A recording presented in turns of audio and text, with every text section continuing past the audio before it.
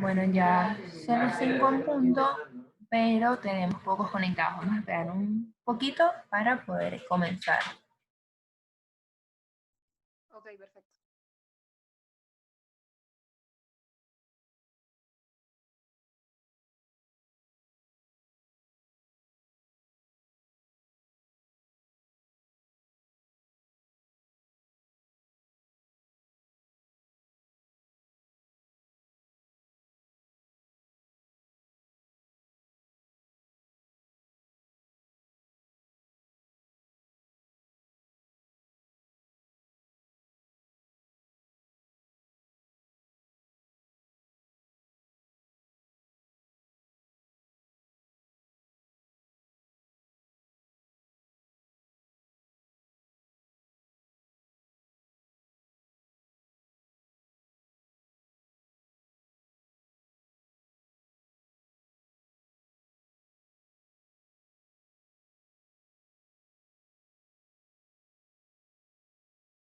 Así que creo que podemos comenzar.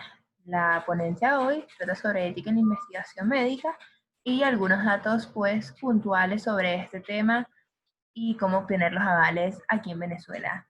Va a ser dada por Gabriela Alvarado, actualmente vicepresidenta de SOCIEM, que ha participado pues en varios de los SOCIEM, además de en el Comité Científico de COMIS. Cuando quieras puedes comenzar, Gabo.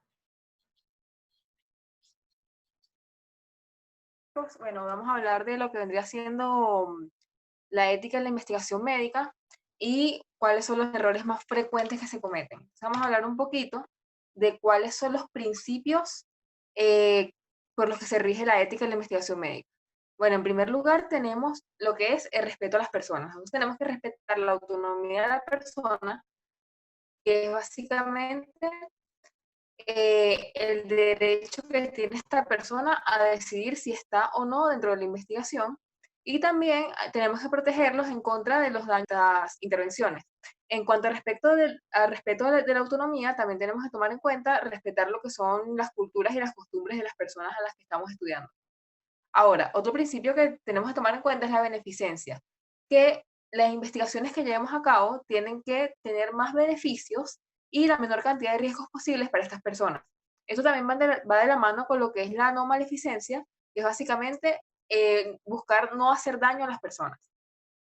El otro principio que tenemos es la justicia, que básicamente muy, es muy directo, tratar a las personas según lo que es moralmente correcto. Es decir, no hacerles daño intencionalmente, intentar que las cosas que se les hagan se ajusten a lo que son los riesgos que puedan soportar y que puedan obtener beneficios de estas investigaciones. Y bueno, esos son los principios básicos de lo que vendría siendo la ética.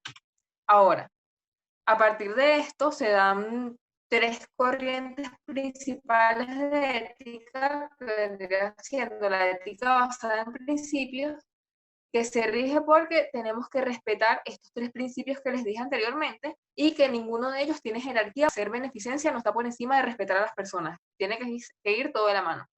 En la deontología, esto ya está un poco más específico y es que nosotros hacemos las cosas porque es nuestro deber moral hacerlas. Es decir, yo estoy haciendo esta investigación no solamente porque a mí me interesa saber eh, cuál es la prevalencia de la obesidad en X población, sino porque el hecho de saberlo le va a traer un beneficio a esta comunidad y si le va a traer un beneficio yo tengo el deber moral de hacer esta investigación. Ahora, el utilitarismo es un poco más práctico y básicamente dice que las acciones que hagamos tienen que tener la mayor cantidad de beneficios para la mayor cantidad de personas. Entonces así tú puedes justificar una investigación que tenga ciertos riesgos a raíz de que, bueno, vas a afectar a 1000 personas en esta investigación, sin embargo, con los resultados que obtengas puedes beneficiar a millones de personas. Entonces, eso debería ser el utilitarismo. Estas no están tan separadas una de la otra, pueden mezclarlas, pero muchas personas se rigen simplemente por una de estas corrientes. Ahora, hablando de lo que son las fallas comunes.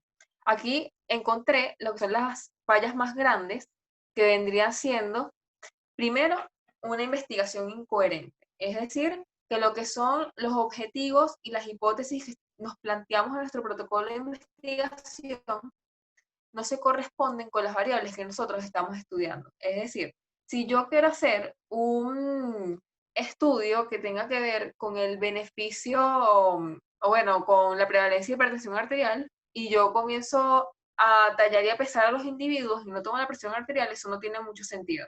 Entonces, eso no sería moralmente correcto y por lo tanto no sería ético.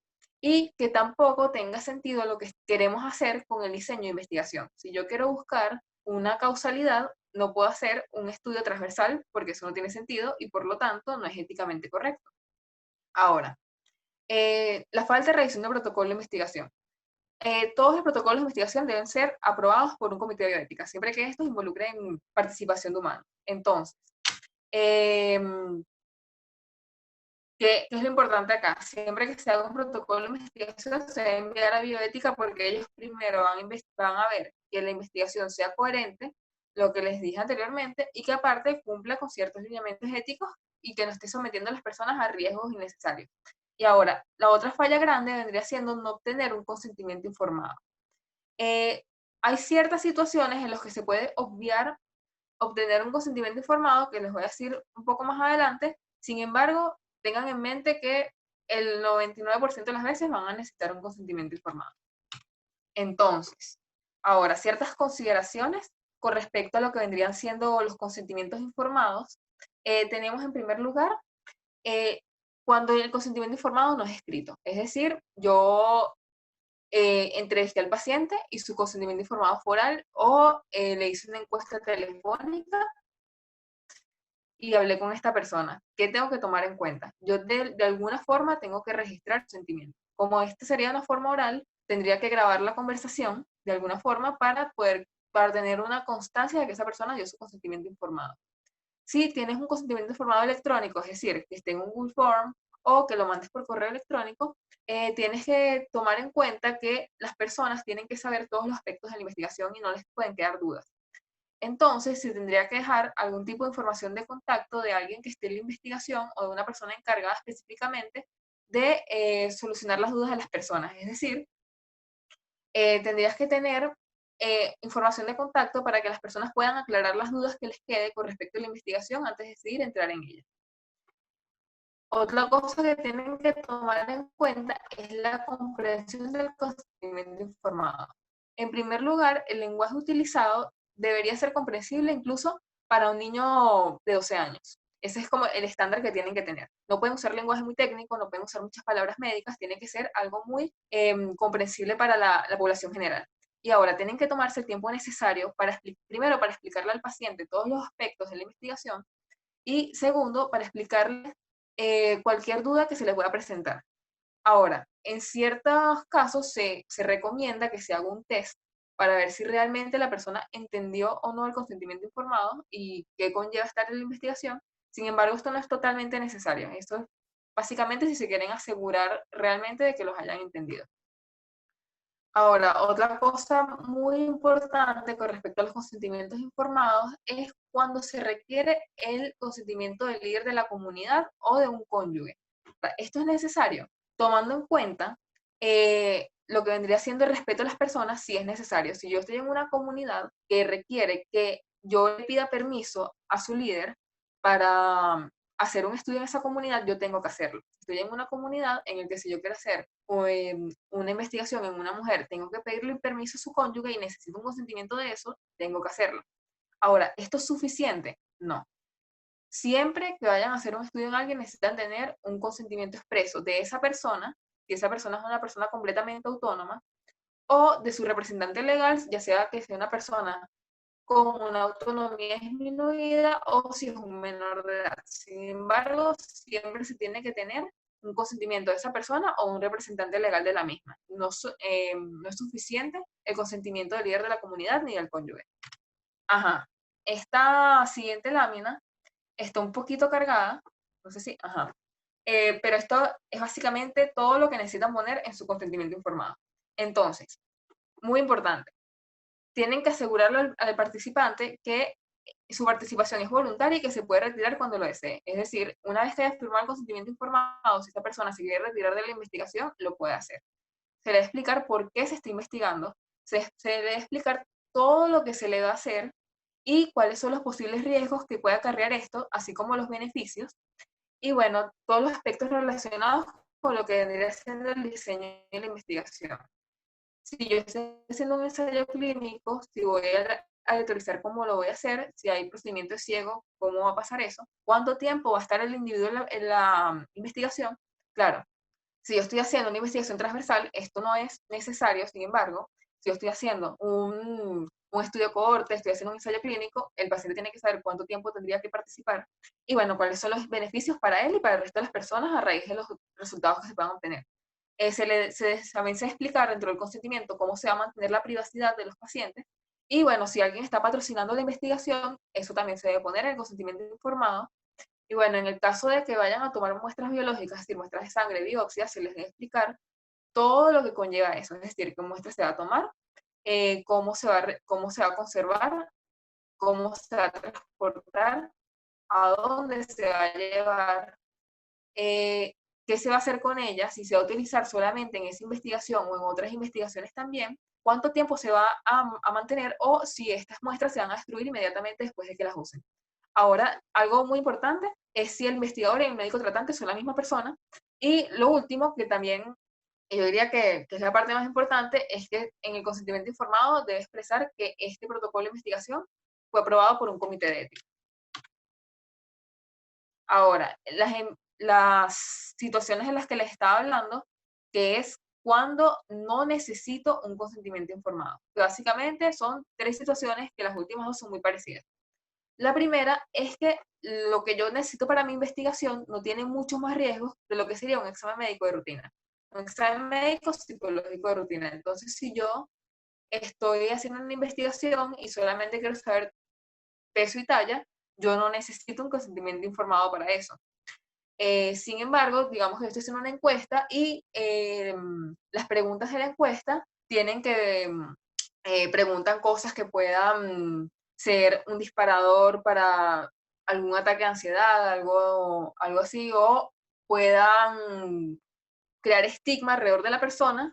A eso sí necesitaría un consentimiento informado, pero si son preguntas muy básicas, realmente no necesitarías un consentimiento informado para esa investigación.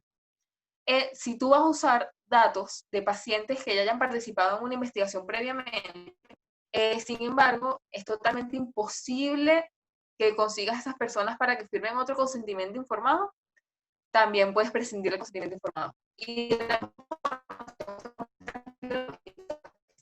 para otra investigación, y de igual forma, totalmente imposible que encuentres a esa persona para que firme el consentimiento informado, puedes prescindir del consentimiento informado. Ahora, siempre que se vaya a hacer esto, esto tiene que ser aprobado por un comité de bioética. Se debe explicar por qué vamos a prescindir del consentimiento informado y ellos deben aprobar el hecho de que no lo estemos usando. Ajá. Ahora, algunas consideraciones con respecto a lo que vendrían siendo los participantes de la investigación. Si una investigación no trae ningún beneficio para el individuo que está participando en ella o involucra individuos con autonomía incluida, es decir, menores de edad, personas con discapacidades, estas deben tener la menor cantidad de riesgos posible. Básicamente porque si la persona se está beneficiando, no estamos cumpliendo lo que vendría siendo el principio de beneficencia. Entonces los riesgos tienen que ser mínimos para que esa relación riesgo-beneficio no se vea tan, tan, tan sesgada.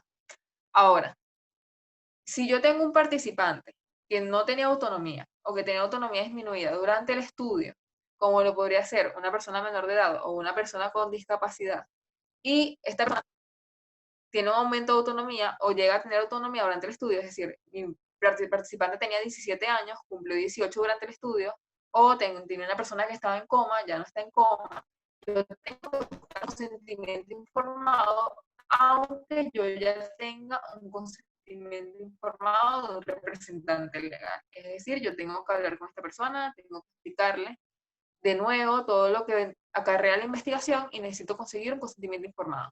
Ahora, con respecto a la relación médico-paciente, el hecho de que el participante esté o no dentro de la investigación no debe afectar la relación médico-paciente.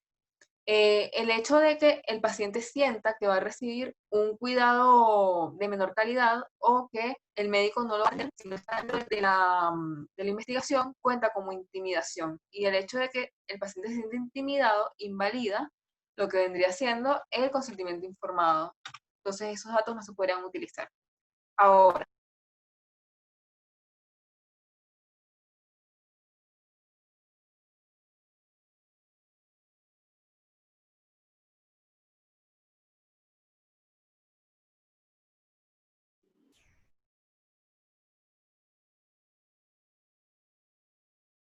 bueno, los datos los tengo yo, lo va a procesar alguien en Nicaragua, los va a analizar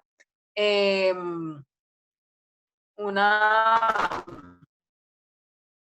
los va a analizar alguien en Bolivia, etcétera. Todo eso lo tiene que saber. Y aparte, los participantes de la investigación, a menos que ellos expresen directamente que no quieren saberlo, se les deben indicar los resultados de investigación. Ahora, un tema un poco delicado son las comunidades de bajos recursos, porque ellas en las comunidades de bajos recursos pueden eh, las personas entran en una investigación porque sienten que les va a dar beneficios y esto debe ser así. Gabu, Entonces, cuéntame. ¿puedes quitar la cámara un momento y repetir unas cositas como desde hace 2 minutos? Porque se está cortando mucho, ya varias personas me han dicho, entonces para que mejorara allí la conexión de internet.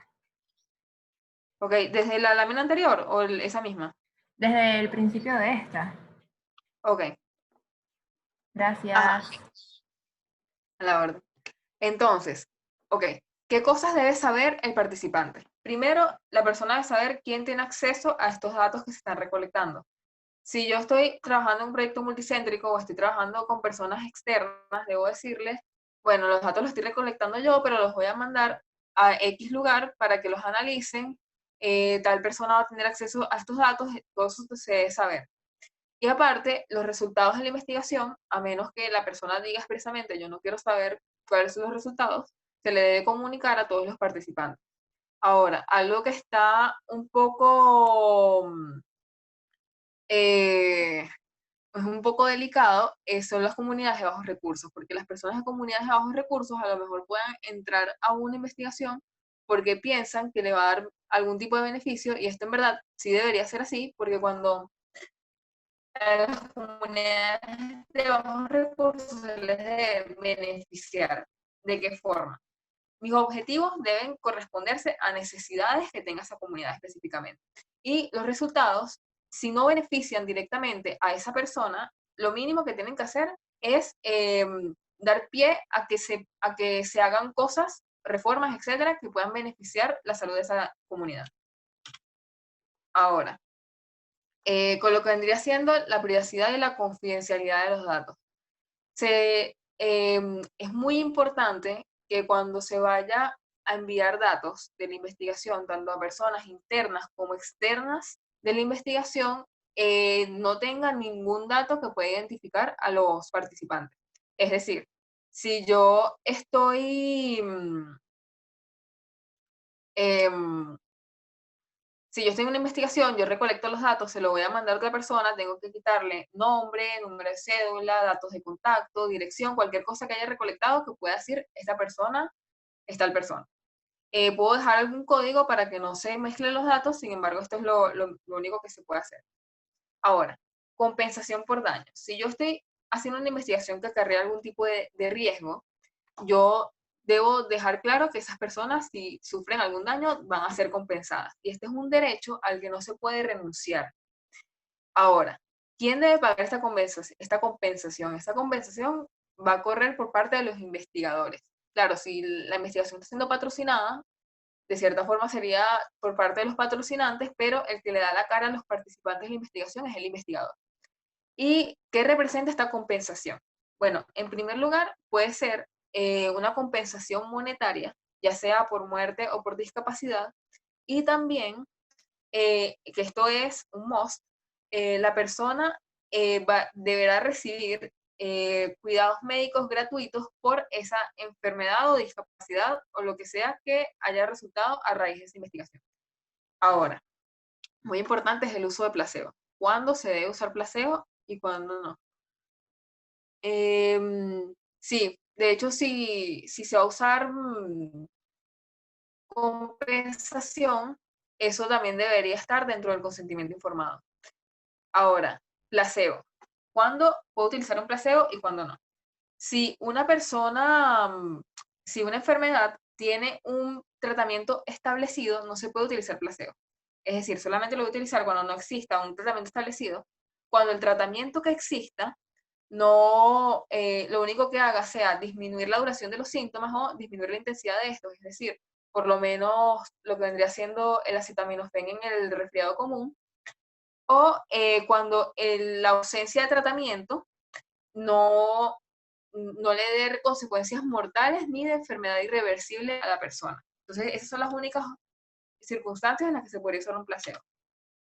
Ajá.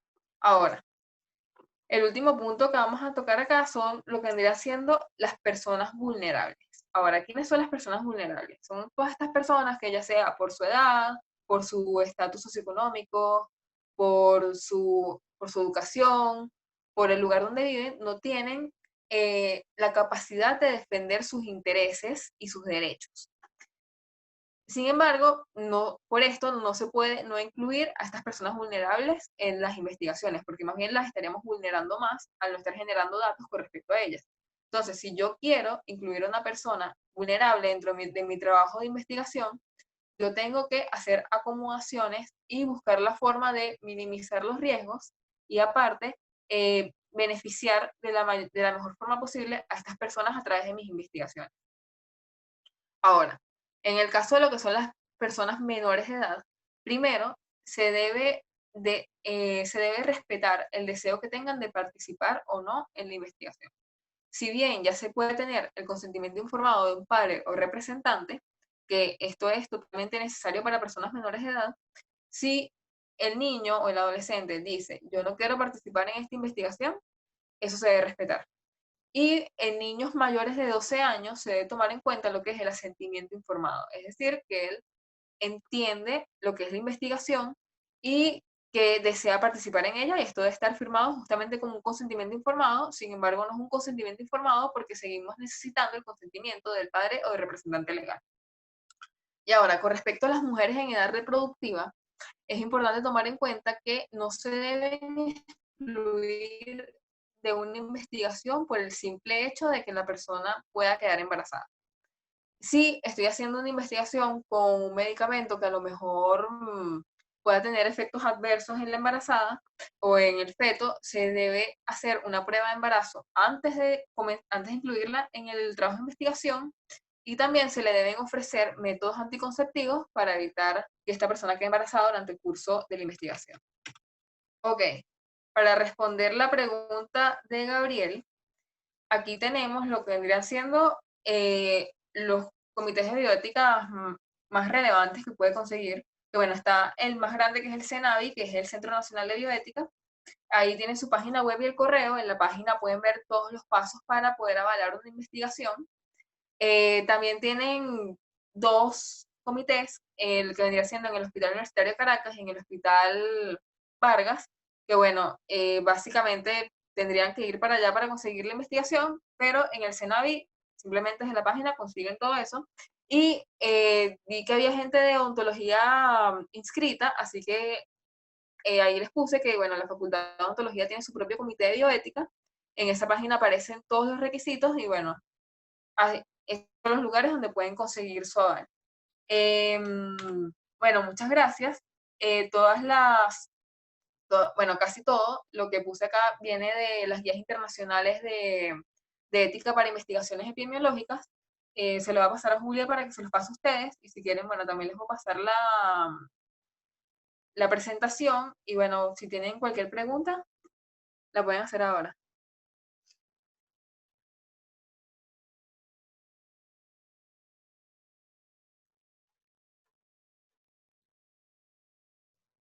Hay una pregunta en el chat que creo que dijiste pues la respuesta en el tema, pero capaz a esta persona no le quedó claro. Te preguntan si la compensación debe estar indicada con anterioridad en el consentimiento. Sí, sí, exacto. Si se tiene suficientes riesgos para necesitar una compensación en caso de que pase algo de eso, sí se debe indicar en el consentimiento informado cuál sería la compensación. Totalmente, y de hecho es muy importante que el consentimiento diga todo lo que se pudiese preguntar, todas las dudas que pudiesen surgir, Ujú. porque en todo esto se basa pues el rigor metodológico que va a tener nuestro estudio. Alguien más pregunta si puedes repetir lo del placebo, es decir, cuándo se puede utilizar y cuándo no, placebo. Imagino que es lo que quieren preguntar. Exacto. Bueno, solamente se puede utilizar placebo si no existe una terapia efectiva. Si la terapia que existe solamente es un tratamiento sintomático, también se puede utilizar placebo. Y si el hecho de que la persona no reciba tratamiento no implica que la persona se muera o tenga una enfermedad irreversible. Son las únicas circunstancias en las que podrías usar un placebo. Exacto, llevando los ejemplos, por ejemplo, si quieres evaluar algo en una persona que tiene un resfriado común, pues puedes darle un placebo. Pero, por ejemplo, Ujú. si quieres evaluar algo en una persona que tiene una infección bacteriana, no puedes darle un placebo. La próxima pregunta es que cómo se puede estipular antes de que si la compensación se debe estipular antes de hacer la investigación. Creo que es esta pregunta. No, porque la compensación va atada a cuál sería la consecuencia que tenga la persona. Entonces, tú puedes decir de una vez, bueno, si el efecto adverso es la muerte, ¿sabes? Tendrías que cubrir que si gastos funerarios, todo eso. Y bueno, dependería de ti, pero no es necesario que lo estipules antes de la investigación, sino tener en cuenta cuáles son los posibles efectos y cuáles son las posibles compensaciones que podrías tener en... Buenísimo. Otra pregunta, ¿cuál sería el tiempo promedio que podría transcurrir entre la aprobación del comité de bioética? Eso depende del comité. Estaba viendo que el CENAVI, si todo está perfecto en tu protocolo, podría ser un par de semanas. Vargas también es un par de semanas. En el HUC suele ser alrededor de un mes y en odontología realmente no sé cuánto es el tiempo, pero más o menos calcula entre 2 semanas y 4 semanas, tomando en cuenta que todo en tu protocolo esté perfecto y no te manden a cambiar nada. Buenísimo. De verdad, pues va a depender, como dice Gabriela, del contacto que se tenga, de el flujo de trabajo de el comité y pues también de lo que implique ese trabajo. Porque si es un trabajo experimental, pues puede tardar más, porque hay que revisar y afinar más detalles, a que si es un trabajo, pues, observacional o descriptivo. Otra pregunta, Víctor, que por ejemplo, alguien que va a hacer epidemiología, ¿cuál sería la compensación? Bueno, si de verdad no tiene riesgos, creo que no es necesario ofrecer ningún tipo de compensación. Confirma, Gabriela.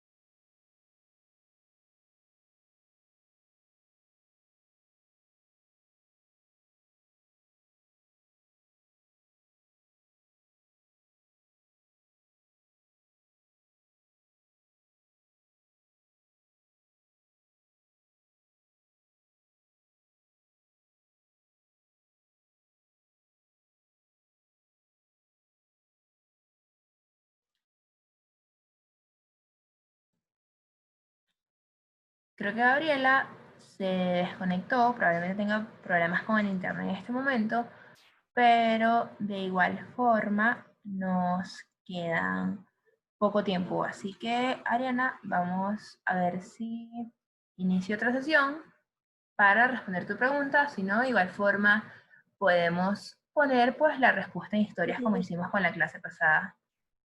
¿Me escuchan? Sí, sí, leí tu pregunta, no sé si me escuchaste, te dije que Ajá. probablemente la respondamos por stories si es que Gabriela tiene problemas de conexión, porque además de que nos queda poco tiempo, ella se desconectó. Creo que Bueno, creo que tiene problemas de conexión ahora. ok.